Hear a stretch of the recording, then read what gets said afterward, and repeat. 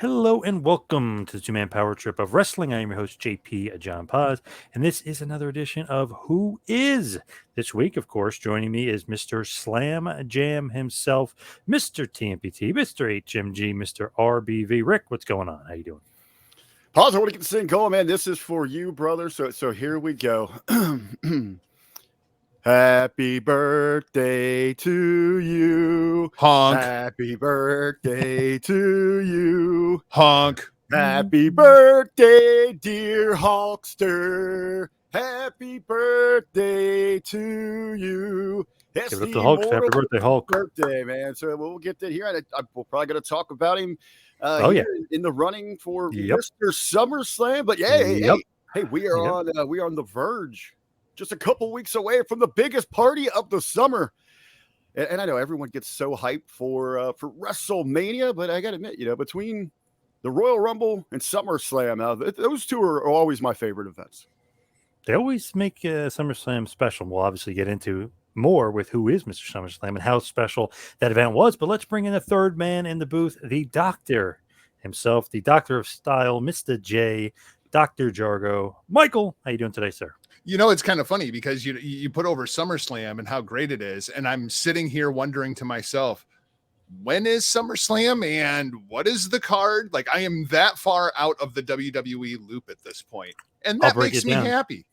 I'll break it down. August 21st in Las Vegas. So it's on a Saturday this year, which is interesting.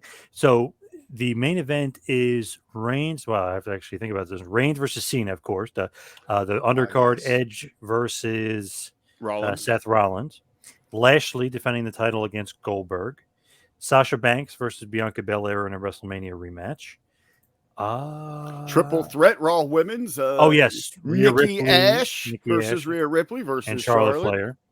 So there's basically 5 matches that have been announced so far, I believe. And I think they're teasing Finn Balor versus Baron Corbin as well. They've hit something cool. Those guys were on. I don't really know so much about the build-up one. Right now, we do have 7 of them. But Paz, you did say something there. While SummerSlam is my favorite, I just like the summertime, and it gives you something to look forward to there.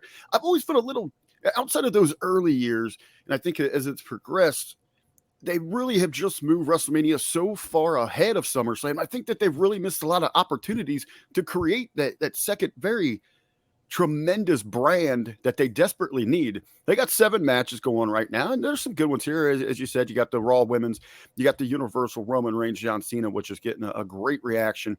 Goldberg and Lashley, that's a little so. I don't think that people are feeding into that one the way they hope. The Usos versus the Mysterios. A little bit of intrigue there. You mentioned Belair and Banks. We got Edge and Rollins. And then Sheamus and Damian Priest will be going for the United States Championship. And as you mentioned, I believe historic here. First time on a Saturday. They're going to be in Vegas. And they have promised to be out before that night's big fight. So they're not going to be running long. Which is now canceled. Yep. I hope that they stick to it then and get us out because you know what? That's some of the excitement is here knowing that I'm going to be out in 2.5 hours. Well, I mean, number one, hope the show injured though. So.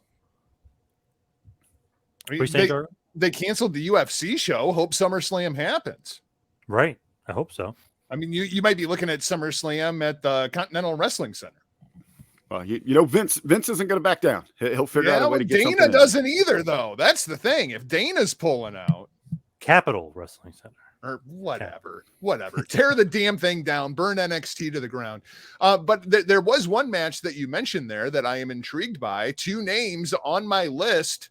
Edge versus Seth Rollins. That might be for the title of Mr. SummerSlam. Ooh, I think that would be a tremendous if there's anybody out here. We were just talking about some of the likes and the tags and the people that are sharing our great conversations. Who is? Hey, you want to up the ante there? You want to get people a little more invested? Slap the tag on it because that's 2 tremendous names here that I know we're going to talk about. It's funny. Edge, not even on my list. Didn't even think about it. Wow. Not a fan whatsoever. Wow. Didn't even cross my radar. He's on my list for having 12 individuals on your list, and you forgot about Seth Rollins. No, Seth Rollins is on my list. Edge is not. Oh, Edge. Yeah, Edge did not make the list. I don't know why, but I've got Edge at 8-2 at SummerSlam. Sell me on him because I gotta think about this. I mean, he had great matches. Again, I mean, he was part of the Hardys, Dudleys, Edge and Christian thing, right? TLC. Right. That was at SummerSlam 2000. He had killer matches against Lance Storm, killer match against Eddie Guerrero, Batista and Jericho in a triple threat. Matt Hardy versus Edge blew up at SummerSlam. And then there was a match against that one guy, John Cena. Like Edge has one hell of a resume for Mr. SummerSlam. Yeah, actually, it's not bad at all. The only thing I would say is the SummerSlam 98 match, which is funny, his like introduction, was the match with Sable and Jacqueline and Mark Merrow. Very short match. The Matt Hardy match was a disappointment to me. It was so short. It was only 4 minutes. I was there live for that. I was just very disappointed by it. The Cena match, I mean, we probably talk about that later too, but I just didn't care for the match. I just didn't like it. It was a weird thing. It was like Cena's hometown, but he's going to lose in his hometown. It was like that typical WWE thing that they love to do. I know. I didn't care for that match. I actually like the Hell in a Cell match with Undertaker. I thought that's a good match. Trying to think. Oh, the Nexus match too. Obviously, was a good match. The finish is in question. Maybe they should have lost. Which apparently, if you listen back, maybe Edge and Jericho went to Vince and Cena and basically begged them for him to lose, and they refused to come off. I was going to maybe this is open for debate. Yeah, if we could make this weird, bizarre argument for Cena in this case, for his wrestle, Mr. SummerSlam, is that in that match, somehow in just a few moments in one match, Cena killed the futures of 7 or 8 talents. Right. and all the while, Edge and Jericho are pleading with him to let Nexus win this match. So I forgot about Edge, which is a good thing you guys are here, to kind of do that. 8-2 record. Nothing really stands out to me. Maybe we could put him in the conversation. I wouldn't put him in the conversation because obviously I completely forgot about him, but I don't know. We don't think he has enough for the remembering. Like if I'm not remembering this stuff, you know what I mean? I don't know if I can put him in contention. I actually put Seth Rollins in more than him. 6-1 record. He had some pretty memorable matches. He beat Lesnar. I know it was a short match, but he beat Lesnar for the title. Last year against Dominic Mysterio was kind of Dominic Mysterio's coming out party. Not like great match, but it was good, and it showed you that Seth Rollins can really carry a young guy. The John Cena match in 2015 I thought was excellent. His real coming out party there. The Baylor match where he injures Baylor is probably a detriment to him to winning. But 6-1 is Seth Rollins at all considered Mr. SummerSlam? The Baylor injury is what hurts him at SummerSlam for you? Not the Cena kick in the nose, no, or knee in the nose, or maybe what he did to that true icon of the sport, the Stinger. That was at the pay-per-view after the Night. Oh yeah, okay, yeah, that was a Night of Champions then, wasn't it? Okay, yeah. Well, that little run there for him. Yeah. But he did break Cena's nose that night, yeah. Cena deserved it. I agree. He went into it. But what do you think? Is Seth Rollins? Is he in contention, not in contention? Okay, nice little run, for sure. Well, I guess number one, I want to go back to this Balor thing. Because I feel like Seth Rollins gets a lot of crap that he doesn't deserve. That was Finn's fault. That wasn't Seth's fault. Why are you doing that move to begin with? I don't like the spot, and I don't like the move. Why does Seth Rollins do half of the stuff in the ring that he does? I mean, like, it's Seth freaking Rollins, right? I mean, like, you know what you're getting in a Seth Rollins match, but that specific move, when Balor separates his shoulder, tears his labrum there on the outside, on the buckle bomb without the buckle, right? That was entirely in how Balor went down. Rick, I know you and I, we like dissected this. We brought in experts on this. Like Seth, there was a really bad run of injuries there where Seth was injuring a lot of people. Sting should have never been in the ring. That Balor thing was entirely his fault, and John Cena deserved it. Well, I think, what we're talking about here too is, as when we look at WrestleMania, it isn't just about the record. It isn't in wins and losses there. It is about those moments and things you remember. Those really stick out for better or worse, how you're going to break them down and how you personally view those things. I mean, SummerSlam, he's really had a chance to shine a little bit with Rollins for myself. maybe not quite there to Mr. SummerSlam, but certainly someone in the next 4 or 5 years that could take that crown. Well, I mean, isn't a win over Edge? Like, to me, that could very well make Seth Rollins Mr. SummerSlam. If you add Edge to the resume of Cena, Lesnar, I mean, like, it's pretty impressive, especially with if he would be, what, 7-1 then? Well, you remember, what was it, 14? Because I got the match, I can't remember. Was it 14? Really, yeah, the Shield had been around. It took a while for them to get to SummerSlam. That him and Moxley went out there and actually had a fantastic match in a damn lumberjack match. Yep. So that's what really got him going there. And then year after year, he's really kind of that guy where, and that's one of the other reasons that I really appreciate SummerSlam, because at WrestleMania, you got everyone coming out of the woodwork looking for those spots, looking for those big moments. So SummerSlam to me is really the spot where your workhorses, the guys that are waiting to become those next breakout megastars, that you're positioning, that this is their chance. Okay, now they've got to step up their game to shine a little bit. That's one of the reasons that I've always really admired and enjoyed SummerSlam. And I think in his run here, I'm not overly thrilled about what Seth Rollins done. I think he really hasn't found himself until probably the last year and a half, and he's still not really there yet, I don't think. But he's had those big moments. He's been involved and he's put in that work, and he's gone out there and shined, when asked to. And I think, just leading up to and I think it was just bad creative. I think he was just doing the best with what he gave him. I wish he would have been able to take the reins a little bit more, no pun on that thing, with the Monday Night Messiah. But, the work with the Mysterios was great. And I like what he's doing now. I like the stuff with Cesaro, and I like what's going on with Edge. Again, I really, Dan, I wish, that they would have thought about this conversation we're having. They should have been tagging this thing all over it. This should be it, the passing of the torch for Mr. SummerSlam.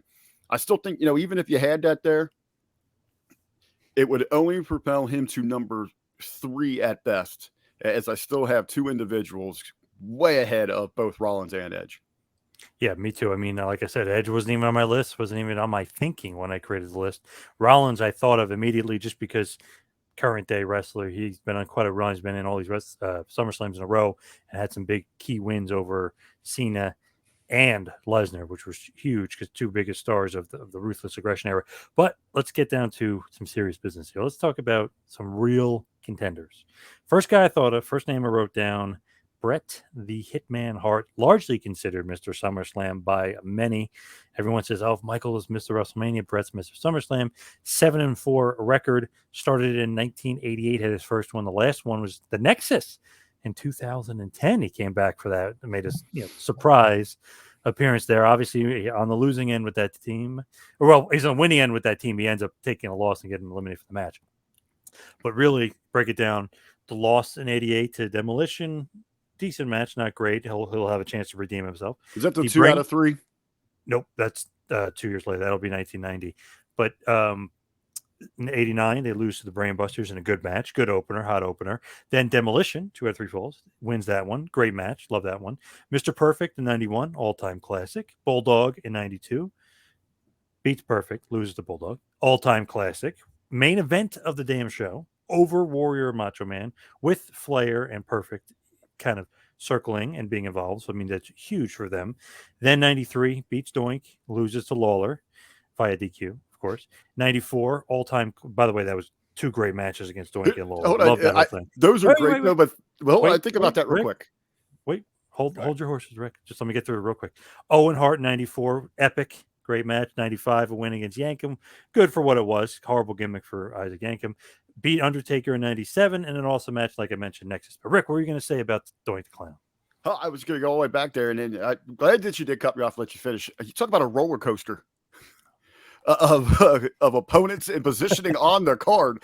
I mean, you go, like you said there, you go from Bulldog and Perfect to Doink, and believe me, it's no slight against Lawler, but where he was at, what he was doing, wasn't that the Kiss My Foot match and all that stuff that they had? That was around that time. That would be 2 years later, actually. But that would be the culmination of that feud, which is crazy. Yeah. So you've got that going on.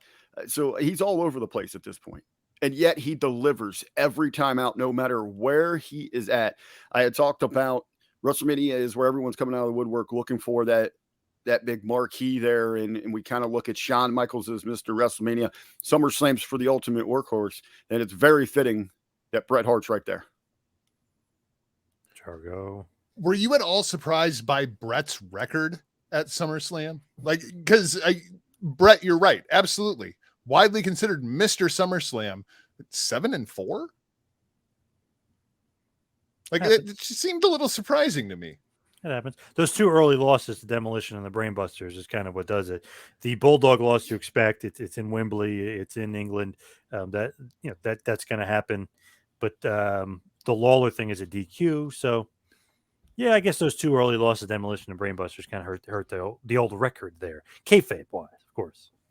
The thing about Bret that I expect he is going to win this at the end of the day, because when I make my list of my favorite Bret Hart matches, 3 of the top 4 are going to be Mr. Perfect, Bulldog, and Owen, right? And they're all SummerSlam, right? It just seemed like that was kind of the way the card worked out for Bret, that his big matches just happened to end up being at SummerSlam.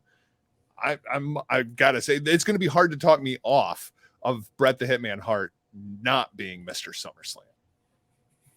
With him too, the Undertaker match I love. I was there live for that. Love that. Man. Crowd hated it. The crowd hated it. But Really? I love that match. I remember being he's a heel. He's doing the whole Canada thing. I know, but I remember being so invested. I think, that was a lot of it, because that was, really, you talk about those hot angles in pro wrestling. That's my all-time favorite. Oh, they throw trash in the ring and everything when he wins. That's not hating it then. That's heel just being involved in it. That's the emotion. That's what you want. Now, if That's they hate heat. if they hate it, they get up and leave the arena. Pause. This is you know what I mean. So invested into kayfabe wise, or whatever you want to say. You don't hate it. You hate him, not the match. Well, they hated him, the heel. Yeah, and not the moment. But come on, man! Everything around that thing, man. Heart and soul, the whole theme that they had going on into that thing, absolutely incredible vibe. I mean, to me. Man, wrestling was absolutely on fire. You talk about all these, the attitude era and all that. Right there is that spark for me. I remember being so invested in that. All of my friends were. Even the WCW, even my WCW friends, that's when they started kind of, okay, what's going on over here? They were getting into that thing. One of my all-time favorites, and between 2 guys that are highly going to be in this argument here for Mr. SummerSlam. But you talk about Bret, I mean, in and out, no matter where he's at on that card, he is delivering at SummerSlam. You look at some of you go and list the 20 greatest matches, you're going to get 3 or 4 of Bret's from SummerSlam in there. Well, I mean, the Wembley thing too. I mean, like, just that atmosphere and Bret doing everything he can to make Davey Boy a main event star. Like, that atmosphere was just incredible too. Like, the timing of things for Bret really always seemed to line up for SummerSlam more than any other event. What was so magnificent about that program, and we talk about it all the time here, is if we're going to believe it, they better believe it. And Bret got that, and he was the one that orchestrated that thing, and he got that entire family involved. I mean, you could feel. I mean, you and your own family could feel what the Harts were going through, and the Smiths were going through in their own households, and how torn they were. And look what it did to that country there, who I think they wanted Davey so bad, but it is that heat on the Bret, they still were feeling for him in his heart, because they're all loved ones there. It was such a tremendous ride there. One of the greatest, not just matches. Maybe if you strip everything away, maybe it's that great, but it was about that environment, that emotion. Well, yeah, I mean, like, Owen in 94 is the much better match, but when you look at just the environment and everything surrounding that Wembley show against Bulldog, that build that emotion, and then throw in what 90,000 right, screaming, a whole country rallying here. Simply incredible. And the Hitman, man, and he delivered over and over. He was the workhorse, and I think that shined the greatest at SummerSlam. arguably the best match like 4 years in a row, 91, 92, 93 possibly, and then 94 definitely. Should have been the main event. They did the Undertaker last, but it is what it is. Main event, obviously, because he's the world champion, and the all-win feud was definitely better than whatever was going on with the Undertaker at that point. Now they're doing the fake thing, and Leslie Nielsen, the whole thing, just a little bit of a misstep, a little bit of a stumble there, not having Brett and Owen in the main event in the cage. It would have been great. Well, you bring up Taker. The Undertaker versus Undertaker match from 94, that to me is one of the checks against Undertaker being Mr. SummerSlam. I mean, let's talk about Undertaker though. 10-5-1 record at SummerSlam. Yeah, but some of those matches, man. I mean, I know. I know. My God, do you got the resume there in front of you to run through the early days of Undertaker at SummerSlam? So he beats Kamala in 92, beats Giant Gonzalez in 93, beats the fake Undertaker in 94, beats Kama in 95. First really good match that I really liked was losing to Mankind in 96. Then he lost to Bret Hart in 97, which was great. I was there. Lost to Steve Austin in 98. Awesome. I was there. With Big Show defeats X-Pac and Kane in 99. No contest against Kane in 2000. With Kane defeats DDP and Canyon in 01. A little disappointing. 02, he beats Test. Very good match. 03 beats A-Train. Forgettable. 04 loses to JBL. Decent. More storyline driven. 05, very good match. Loses to Orton. 08, very good match against Edge. And then 2015 was his last match. He beats Brock Lesnar. Controversially, but a good match. I think no. I was just giving a low blow, man. That's when the Undertaker was just running around rocking Brock in his rocks. But I think when we look at the Undertaker's run here, let's look at really what his positioning on his card and how Vince saw him for so long. Undertaker was a spectacle. It wasn't, many times through the year that he'd get really moved up. If they really needed somebody in that spot, okay, we'll put him there. We can move him back down, and let's look for these outside, larger than life beings that might be absolute garbage in the ring, but they look like these oddities, these just outside of reality, totally competitors, that we can bring in to take on a dead man. So I don't want to necessarily hold that against Undertaker because, it is the summer's biggest event. It is kind of that side spectacle to complement WrestleMania. So you would ultimately see, that's where you want Undertaker and those big type of payoffs for his programs. And he went out there and you look at the opponents itself, believe me, the matches are bearable. And that's because of the Undertaker getting the best out of those opponents and being able to sell those stories and get the the consumer, the fan, invested inside of those. When it was, like I said, you talk about Brett with that roller coaster.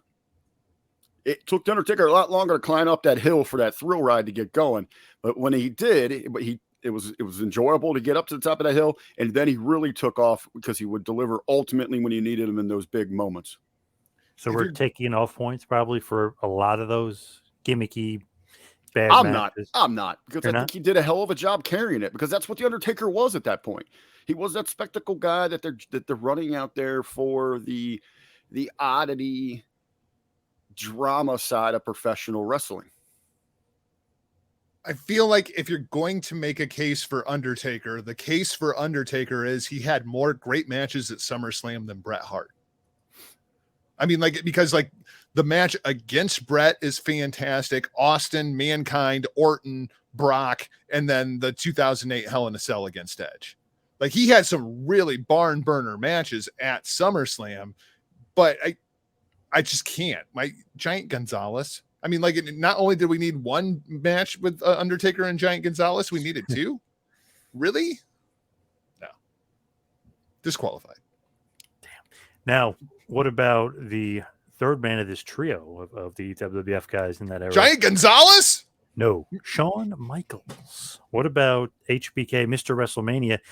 Is he at all considered Mr. SummerSlam? 6-5 records, the same amount of matches as Bret. He started off in 89 with Marty and Tito, losing to Rick Martel and Rougeau, then loses to Power and Glory. Very kind of a good match, but short match, and Michaels is injured during it, so kind of takes him out of that one. Loses to Martel in 92, beats Perfect 93, beats Razor in 95, beats Vader in 96, beats Triple H in 02, loses the Elimination Chamber in 03, loses to Hogan 05, disgracefully, beats Shane and Vince with Triple H in 06, and with, again, Triple H and DX 06 and 09, they defeat Legacy. So 6-5 record. Only a few matches that really stick out. The Perfect match is disappointing, to be honest. The Razor Ramon match is great. The Vader match is great, albeit a little disappointing. The fact that he kind of breaks kayfabe and starts crying during it and kicks Vader in the head legit. A normal pro would just say, okay, Vader didn't hear me. I'm going to move on to another spot, do something else. This guy decides to kick him in the head, which is so dumb. I honestly think Vader should just beat him up straight up and just. He's lucky Vader didn't beat him up. Yeah, and just win the up. match. Say, screw this. I'm going to win this match outright. That kind of, I take a little bit of points because there would have been an all-time classic, you would think, but he kind of ruins the match. Triple H in 02 is a great match. I like that one. Hogan in 05 should have been great, but he kind of ruins that as well. Where does HB Shizzle stand? HBK didn't even make my list. I mean, ouch. I didn't have him on mine either. And Edge made your list. Ouch. Well, I mean, when you look at HBK's body of work at SummerSlam, to me, really, there's the 02 return, and then there's everything else. Like, to me, that is the only really good Shawn Michaels SummerSlam match. A few things, like you mentioned there, disappointment in the Perfect match. When you have a match with Brett that absolutely stands out as one of the best. We can look at the crying in the ring. We can look at the antics with Hogan. I think this is the case. That alone disqualifies him. Right? I'd say I would agree with you on that, but I think what it really says is it shows throughout the different phases of Shawn Michaels how unprofessional he can be at times. And because this wasn't WrestleMania season, that he's not taking it as serious. He's not as invested as some of these other individuals that we're talking about. That's why I don't think he'd be anywhere near Edge on this. Because that's just going out there and giving you 100, I mean, to the best that we can tell as a fan, giving you all he can. Where Shawn's just blatantly out there flaunting that he doesn't really care what's going on the camera during the event. And then like even the legacy thing at the end, like that feels so much like Triple H and Shawn Michaels flexing their big dick saying, yeah, nope, not today, boys. You stay down there at the bottom end of the card and we're going to stay up here. Like it's just his SummerSlam career to me is just not good at all. Well, I would say my favorite Shawn Michaels SummerSlam is going back to those early tag matches that you mentioned. Well, I mean, the return match match against Hunter is fantastic. And the Razor match. Yep. The only thing is here, Scott Hall has said this, and on record, and he said this, Michaels used to take the summer off, literally and figuratively. And I think this is a prime example of this. I think, and I had to put him on the list because he's Mr. WrestleMania. I wanted to see where he matched up with Brad and the other guys. I think that's another fair point too that I did kind of take into consideration, especially with Shawn and maybe some other individuals. But what they've accomplished, the accolades at WrestleMania, did they so just overwhelmingly exceed anything that we saw at SummerSlam? That would dismiss them for me. But I think Michaels kind of purposely took it easy. I know 96 you kind of couldn't, or 95 when he was trying to come back. There's some errors of him where he's definitely taking it easy. I mean, he's a referee for Christ's sake in SummerSlam 97, which is a great storyline piece and it adds to the show. But it's just, I know sometimes with him, I think Hall's right. I think he was taking some summers off and he'd really turn it up for WrestleMania, which is why I took points away for him at WrestleMania. Did Brett ever do a 365? Has Brett ever talked openly? This has something in that because maybe I wasn't interested in until now. This really got me thinking about it. What was his attitude towards Shawn as the referee in that match? Because Shawn takes a lot of that shine, that spotlight afterwards to go set up that, that Hell in the Cell. Yeah. You got to think so. Maybe I got to think somewhere that was just eating at the Hitman in there, like this son of a bitch. Well, I mean, he kind of did the same thing at WrestleMania with Taker and Triple H, right? I mean, like he becomes one of the more focal points of that match. Well, I really think that was always supposed to be his focal point, but he couldn't get, they needed, that was actually, what we talked about is they needed Triple H to help be the third wheel there. Yeah, no, that's true. So, but I mean, it did add to the energy in that match with him as the guest referee. with Hart and Taker. I mean, it did. And in that moment, there was a lot on line, and it got a lot of people invested because there was so much at stake there. I was just wondering if he personally ever talked about it. Not that I recall, but that was a vicious chair shot too by HBK. Even Brett earlier in the night, a vicious chair shot on Undertaker in that match. But another guy I considered very, very heavily, the second guy I considered because he had such a good streak in a row of good matches and main event level matches, SummerSlam. He was kind of the go-to guy for SummerSlam for a while. Brock Lesnar. He's 6-4 record, so maybe the record is a bit deceiving, but beats Rock in 02, loses to Angle in 03, beats Triple H in his return in 2012. Then he beats Punk in 13. Then he beats Cena in 14. Then he loses controversially to Undertaker in 15, beats Orton in 16, beats Joe, Reigns, and Strowman in 17, loses to Reigns in 18, loses to Seth in 19. So quite a streak there, quite a run where he was basically in the main event for 6 straight years. Best match on the card all those years, pretty much.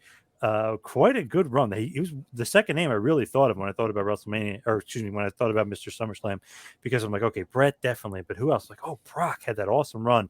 Not only okay, he's winning the matches, but really is arguably having the best match of the night and the selling point for the show. I mean, he's the draw.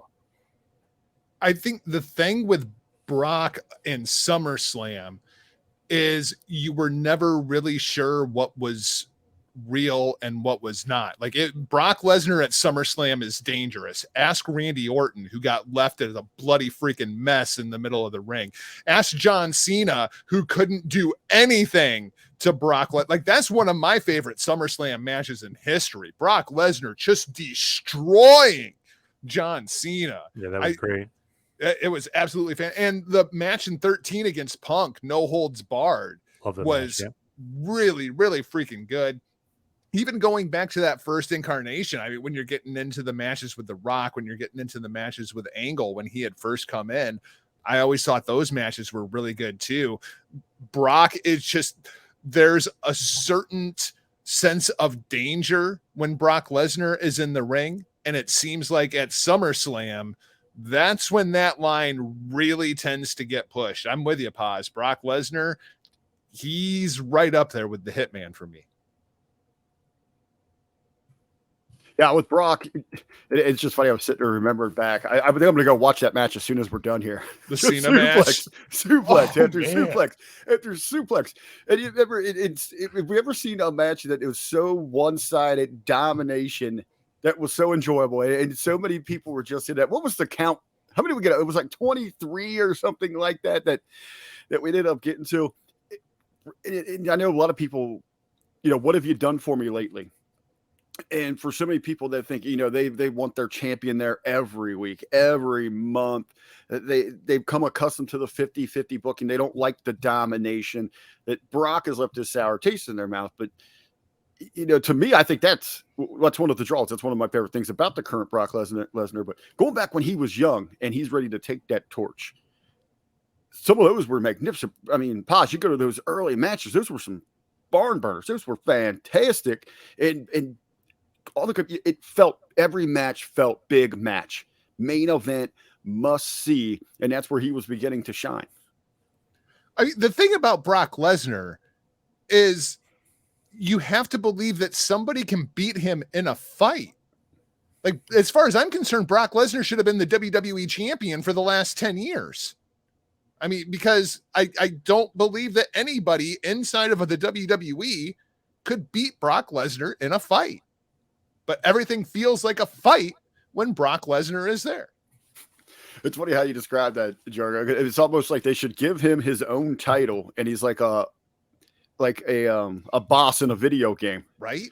Once you maybe you defend the WWE Championship 10 times, then you unlock the Universal Champion Brock Lesnar to come back to bat. I mean, because you have to be able to build that sense of believability that individual across that ring has an opportunity to actually win that fight. Now, I know there's he's gone out and worked some great matches with the small guys, and AJ Styles, Daniel Bryan, Finn Balor, I believe. But we never believed they were going to win those. No. it was just entertaining to see, because they can generate that movement for him. Yep. And it's Great entertaining. matches, though. Yep. And now now we are really at that point where you go through the Randy Orton, you go through the John Cena who's there. So that you have Roman's believable in that sense. The Seth one kind of got me, but that they let him have that. But now, now as we're looking here, what are people talking about? Another one with Roman and another one with Bobby. Maybe Drew in there. So you kind of run out of those options as we're looking forward here for Brock Lesnar. Drew versus Brock Lesnar does nothing for me. Brock Lesnar versus Bobby Lashley. That's one that. Well, I'm just saying, going wants down to that see list, if you're looking for anybody for these dates to come back with him. But yeah, I mean, that's your money maker. The next guy I had on my list, we were just talking about him. What about John Cena? He's 5-9, which is absolutely terrible record. He's got a bad record, but let's go through real quick. He beat Booker T in 04, beat Jericho, in 05, lost to Edge in 06, beat Orton in 07, lost to Batista in 08, lost to Orton in 09, won with the Nexus controversially in 2010, lost to Punk in 11, lost to Punk in Show in 12, lost to Dana Bryan in 13, lost to Lesnar in 14, lost to Rollins in 15, lost to AJ in 16, then he beat Corbin in 17. That's been his last one until this year. 5-9 record, bunch of losses in a row there. The Nexus match is disgraceful. The fact that he won is terrible. Punk match is great. I like it. The finish there, which is funny. What happens after that with Nash sticking the winner? Del Rio comes down and all hell ensues. But then the next year, Punk and Show is kind of forgettable. The Daniel Bryan match is great. That SummerSlam is pretty great because you got Lesnar and Punk and Bryan and John Cena, which was great. Lesnar in 14, we're talking about, was great. 15 match with Rollins, I liked. 16 match with AJ is great as well. The 16 match with AJ might be my favorite John Cena match ever. Yeah, I was going to say it's one of his best matches. That and the Umaga match are probably two of my favorite matches. Yeah, Umaga was fantastic. It's almost weird with Cena because it's almost like he's been trying to make up for the Nexus thing at SummerSlam. Yeah, like I got to put everybody else over. Shit. But that's really what SummerSlam has been for John Cena. That's where John Cena goes out and he tries to make somebody else into a star. He's out there putting people over at SummerSlam, the second biggest show of the year. I mean, that's a pretty good position to be, because ideally you get a win over John Cena at a big stage like that. Your career can take off from there. And when you're looking at Punk, Bryan, Rollins, Lesnar, Styles, there's a case to be made there. He's going out, he's having good matches, some of his best matches at SummerSlam, and he's trying to make new stars. And like John Cena has always said is, when we're in the ring together, it's what you do after that match that's going to make it. I can give you the platform, but then what are you going to do with it? He put a lot of guys over at SummerSlam. I wish we got to get this question to him somehow, Jargo. That is the perfect question for John Cena. Is he just trying to compensate for the Nexus? Yes. I mean, if you realized the error of your ways and what you did that night to the Nexus, and you are going to spend the rest of your wrestling career trying to make up for that at SummerSlam, it really seems that way. That is the one and only question going forward that I ever want asked again in professional wrestling. Until we have an answer for that, I am not listening to anything else. That is what we need. That is what we need. The people need what they want. We demand it. Yeah, but see, I think he realizes what this is. It's an opportunity for someone to take that ball, and you have the second half of the year here to run with that. What can you do to get yourself ready for WrestleMania? Because John Cena knows he's going to go right back to the top and be elevated into a WrestleMania spot. So he's going to be sitting okay. I appreciate what Cena has done there. He's had some good matches there. You guys had mentioned when you mentioned that SummerSlam might be one of your best matches or a lot of your fans' favorite matches happen there, it's going to greatly lean in your favor here. I mean, how much money did WWE make off of Brock Lesnar destroying John Cena? That's the beginning of Suplex City right there. That right there. Yeah, I look at the T-shirts that begins to generate. You see people the next day with signs. I mean, it was almost like the Austin C316 people just making their own and showing up. You got this Suplex City, and then you're putting them. Think about that. The print job's keeping up because you're hitting every town. You are hitting has their own. You had one there in Iowa. They got them here in Cincy. They got you up there in Jersey. Suplex City is coast to coast. Absolutely. And I think you got to tip your hat to that one. The Punk stuff, great. Again, that's Cena coming in, helping to put somebody over there. You know, that was really around Punk there. I love the resume. I love what he's done there. But should you get the term Mr. WrestleMania simply for building careers or helping elevate careers, and then still that Nexus weighs so heavy on me. Yeah, if it wasn't for the Nexus thing, I might name John Cena Mr. SummerSlam. But that was just such an atrocity that you can't forgive that. Can't do it. When we talk about someone that goes to WrestleMania with so many losses, though, as Mr. WrestleMania. I mean, I know I'm bigger on moments and the stories going in. I just think those are just those little bit of things that separate Cena from that top. So the next guy I had on my list, 8-5 record. What about Triple H? Been in some big time matches in SummerSlam lore and SummerSlam history. I don't know if necessarily he'll crack the list, but let's just go over quick. Beats Bob Holly in 95, loses to Mankind in 97. Pretty good opener. I like that match a lot. I was there live for a good cage match. Beat The Rock in 98 in a ladder match. Very good match. Crowd was hot for it. That's kind of when the crowd started turning for The Rock, and we're starting to cheer him as a babyface. They really started liking him, but that's a good match.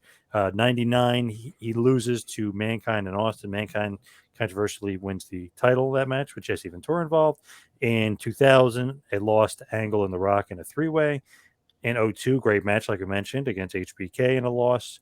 He wins, controversially, the Elimination Chamber in 03 in an awful finish to a match that was going along pretty good. A little bit of a short match for Elimination Chamber, but my God, the guy could barely move. He could barely walk. He tore his groin. You don't win there, and you especially don't beat Goldberg at that point. It's stupid. The next match in 04, he beat Eugene. In 06 with DX, beats Shane and Vince. 07 beats King Booker. 08 hilariously beats Great Khali in an odd feud there. In 09 with DX again, beats Legacy. And then 2012 in a good match, loses to Lesnar, where he gets absolutely booed out of the building, and the crowd is chanting, "Na na na na, hey hey, goodbye," because they're hoping he's retiring, which is a funny point. Just looking at it, because he's supposed to be the babyface. But what do you think, Triple H? 8-5 career record SummerSlam. Got some good ones in there, but I don't know. Does he have a stake in the claim of being Mr. SummerSlam? The most impressive thing about Triple H at SummerSlam for me is his list of opponents. I mean, go through and read that list. Holy crap. He was in there with the very finest every SummerSlam. And it's funny as we look at all these guys like Brock and Brett, Edge, Rollins, Taker, Cena. I'm sure we're going to get to Orton here at some point. There's a lot of overlap with a lot of those guys. None of them do I have their best match against Triple H. Okay, fair enough. But man, that list of talent against Hunter, holy crap, that's a Hall of Fame roster. It's crazy. I'm going to give Hunter an A for effort. And at SummerSlam, his efforts to stand out as one of the greatest performers, hey, they even beat his incredibly ridiculous efforts at WrestleMania. So an A for effort, Triple H, but you're still not close to it. Oh, ouch. Okay, since Rick is a big Hogan mark, why don't we talk about the Hulkster next? 6-0 at SummerSlam, at the show that he created. Again, another show that the Hulkster created. He was so popular with the Andre Hogan feud that they decided to create another pay-per-view. Think about that feud. It creates Saturday Night's main event, the main event, creates SummerSlam, creates Survivor Series. I mean, and Hogan obviously was a huge part separately from that feud with WrestleMania as well. But man, how important is this damn Hulk Hogan? It's crazy. So 6-0, first year, 88, with the Mega Powers defeats the Mega Bucks. Then the next year with Beefcake defeats Zeus and Macho Man. Then in 1990, beats Earthquake in 91, with Warrior defeats Slaughter, General Adnan, and Colonel Mustafa, aka the Sheik, in the match made in hell.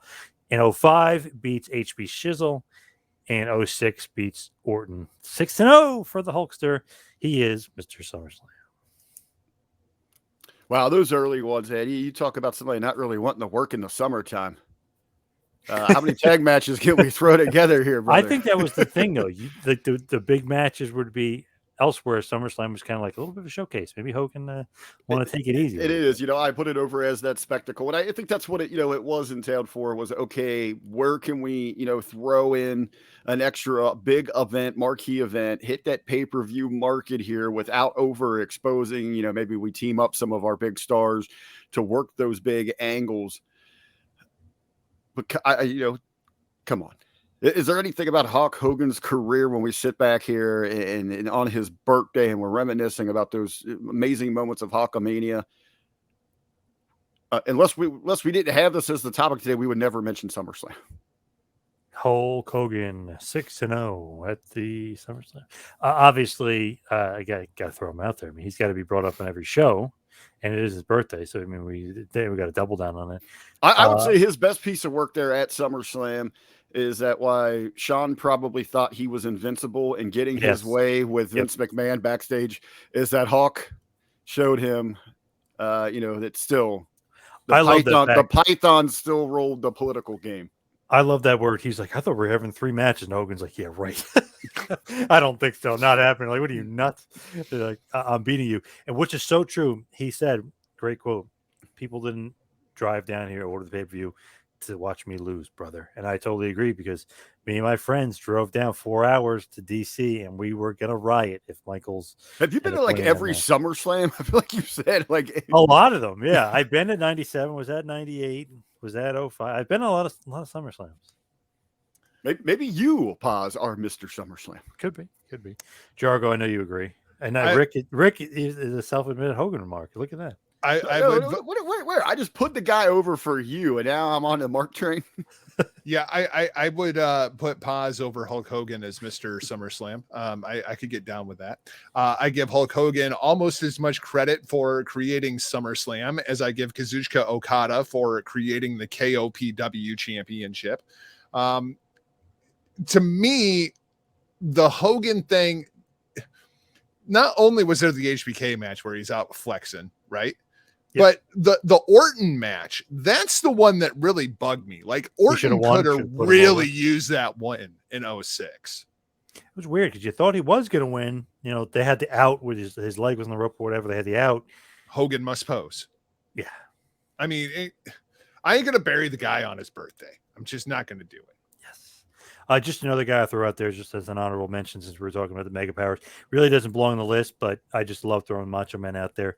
The win, obviously, in 88, the loss in 89, 2 matches we just talked about. Beat Dusty in a really short match in 90, which was kind of strange because you thought it was going to be a big, long match. And then I love that match in 92. Awesome match. No contest. So only 2 1-1. I just threw his name out there. I love Macho Man, but he obviously wouldn't be Mr. SummerSlam. He's only got 4 matches, just to throw him out there.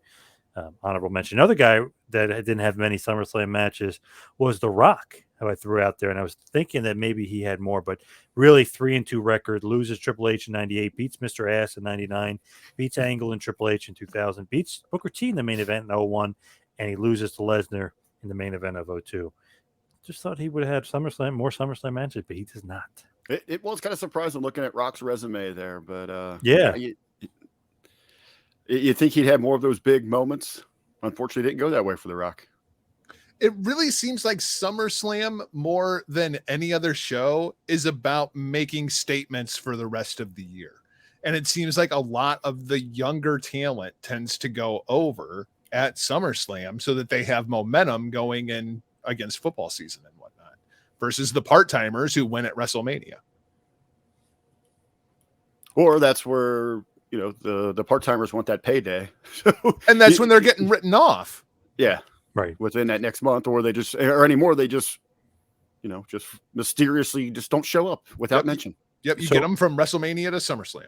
So another guy I had was Randy Orton, 7 7-1 career record. Lost the Elimination Chamber in 03. Beat Benoit in a great match in 04. Beat Undertaker in 05. I do like that match. Lost to Hogan in 06. Lost to Cena in 07. Beat Cena in 09. Beats Sheamus in a pretty lackluster match in 2010. Beats Christian in a good match in 2011. Comes down in 8 seconds and beats Daniel Bryan in 13, controversially, with the Money in the Bank cash-in. Then loses to Reigns in 14. Loses to Sheamus in 15. Loses in 16. Beats Rusev in 17. No contest against Kofi in 19. It was a draw. So what do you think here about Randy Orton? Any sort of consideration? I lost to Lesnar in 16. I don't know if I mentioned that, but any sort of consideration there? He just didn't lose that match. Yeah, good. Well, what do you think? Should Orton even be considered? 15 matches, 7-1. I know the kayfabe record really doesn't matter as much, but did any of his matches really stick out and kind of think to you like greatest SummerSlam performer of all time? I think we would feel differently about Randy Orton if his best match at SummerSlam wasn't against Chris Benoit in 2004, and they actually still touted that match, because right. that was such a huge launching point for Randy Orton, and they just don't talk about it. Or if they do talk about it, they just say the youngest champion in history. Like that should have been such a much bigger deal, and it was, until what happened. To me, the two that really hurt are that Rusev and Kofi match. Those two matches really put Orton at number 3 on my list, behind Brett and Brock. I appreciate the work ethic that he's showing up for the event, that he's putting in the time, where we've seen some of these other stars maybe phone it in. Randy's went out there and given us a good performance, given us Randy performances through and through. I just Randy don't know. Being Randy. I don't know if that's enough. It seems that maybe why he was there might be going through the motions at certain times. Certainly on the list, but I don't think in consideration for son of a bitch. I'm not even going to talk. I don't think I should put him in consideration for the top run in there. I also had AJ Styles written down. I know he would be an honorable mention as well. 3-1, beat Cena in a great match in 16, beat Owens, lost to Joe in 18, beat Ricochet in 19. Wasn't on last year's for whatever reason. AJ, just an honorable mention to me, just so I was like, man, he had a good run of 4 good matches in a row. So I threw him out there. But obviously, I don't know if he'd be considered for really who is Mr. SummerSlam. So is there anybody I missed? I know I missed Edge early on, but anybody else I missed? No, that's everybody that I had on my list. SummerSlam's a little bit different because it seems so much more modern, because it didn't start until 88. You know what I mean? So it's like, it seems like all these names, we're not getting into all the history that we normally do when it comes to these shows. So who is Mr. SummerSlam, Rick? Is it Hogan? Who's Mr. SummerSlam? You just keep saying it's not going to make it true. Okay. I came in here firmly set on 2 of them. I was going to let the discussion play it out here of who I was going to put the money to put on the pony at the very end here. I came in with The Undertaker and Bret Hart. And I think after the discussion, I'm going to give the hat tip to once again winning another Who Is, the Hitman, Bret Hart. Mr. J, who you got? This one might be straight up across the board unless you do something stupid here, Paz. I'm going with Bret the Hitman Hart. Over who was like your number 2, though? Like Rick said, Undertaker is kind of, who's your number 2? Lesnar? My number 2 would be Lesnar, yeah. Now, I might say that Lesnar in the conversation probably surpassed Undertaker. So I would go Hitman, Lesnar, Undertaker. See, Undertaker also lost his spot on the Who Is chart with that low blow. Now Edge and Rollins, you guys are fighting for my 4 spot out there. I feel like Lesnar is definitely in my number 2 spot. Probably above Taker, of course, but I just think that Lesnar's run there was really remarkable. That's why I almost was like hesitant to make him number 1, but really it's going to be a clean sweep. Mr. SummerSlam, of course, is Bret the Hitman Hart. Such memorable matches. The perfect match, epic. Bulldog match, epic. the Owen Hart match, epic. I mean, you're talking about the Undertaker match is awesome. You're talking about, I even love Doink and the Jerry Lawler thing. I just love those matches. I mean, you're talking about all-time great matches. I mean, these are like in the history of wrestling. Everyone remembers the perfect Bulldog and Owen matches. You can't top that. I don't care, what the record is. I don't care if somebody had more wins or more main events or whatever. I don't think you could top that. I just think that if you really think about it in the grand scheme of things, Bret Hart is Mr. SummerSlam. That's who is synonymous to me with Mr. SummerSlam for sure. Even though Jargo, for some reason, thought I may go Hogan there. Hey, I think even when we did greatest women's wrestler of all time, I figured that there was a possibility that you would go with Hulk Hogan. I tried getting it to argue for Brooke.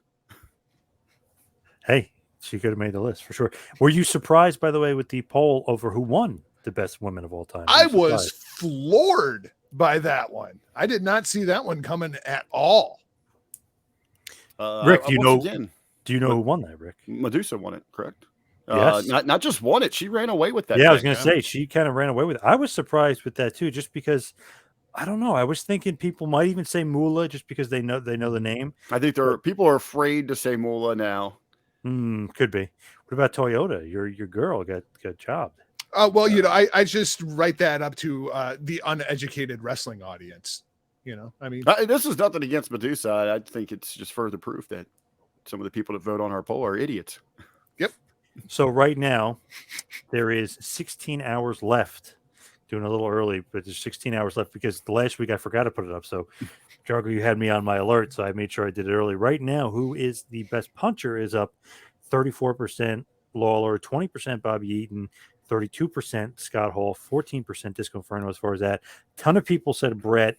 A few people said Bob Cook, which was a good one that we forgot about. Very, very good punch. A lot of people said Undertaker as well. So getting some pub there from the greatest puncher as well. Well, of course, everyone missing again. How we throw punches here in the mean streets of Cincinnati. John Moxley should be in there. Oh, for the love of God. He might have one of the worst. And we talked about that, Jarko, right? I mean, he might have one of the worst. Yeah, we don't throw punches around here. You getting hit with a bat, fool. I think we had Moxley number 2 right behind Shane McMahon for the worst working punch in pro wrestling history. Hey, I got to say, I'm going to go back. Although I did say Shane was so bad, it's good. I'm going to go back and do a little research on this thing and see how many this is for the Hitman for us. Oh, yeah. We're going to have to go back and research that. Yeah. He's dominating.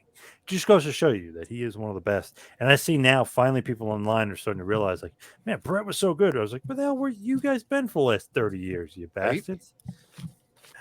But anyway, let's head towards the plugs. You can follow me on Twitter and Instagram at 2Man Power Trip. Check out the website, tmptempire.com. And, of course, Patreon, patreon.com/tmptempire. Rick, the huge Hogan mark. What do you got?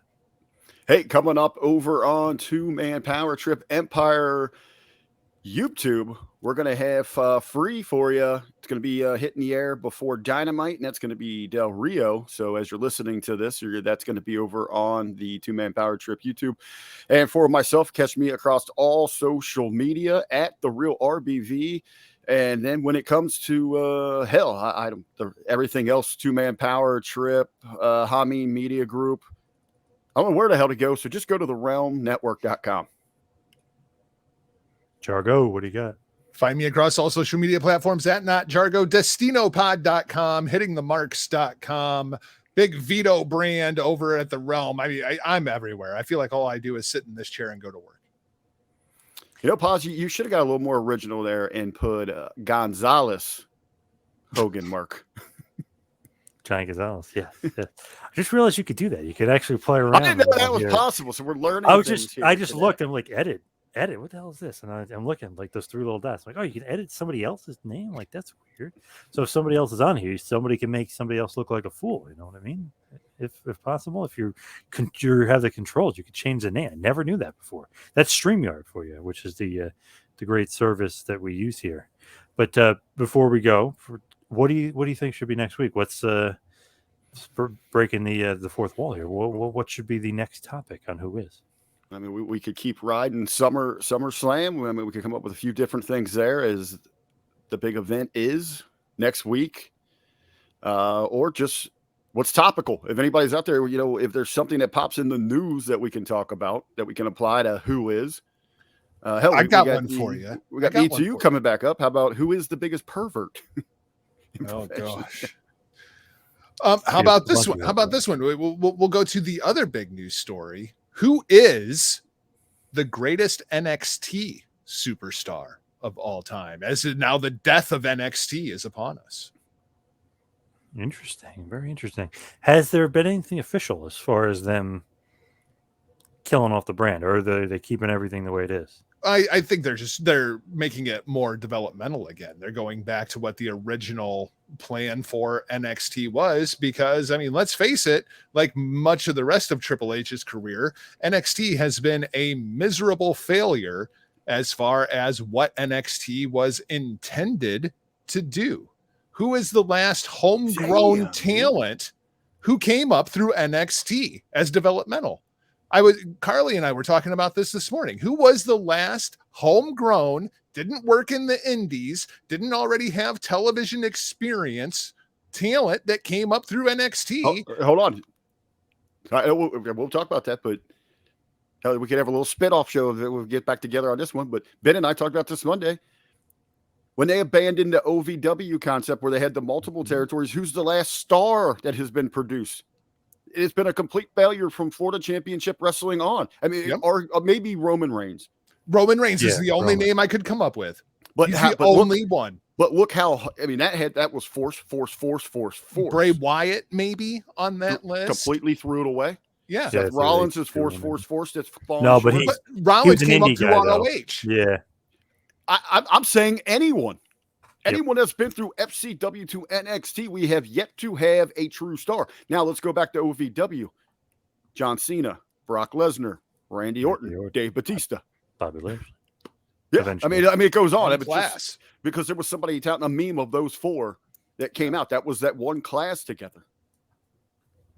And and it just wasn't OVW was the cream of the crop, but you had other territories there. You had HWA here in Cincinnati. You had Deep South. You had who out there was on the West Coast. And then when Johnny Ace got his dirty hands on it and created FCW, and then they went to NXT and hey. What do you got him coming on this week? No. Love Johnny Ace. Come on. But anyway, as we head towards the finish here, thank you everybody for tuning in and listening. We'll see you right back here next week, possibly talking about some NXT right here on Who Is. See you next week, folks.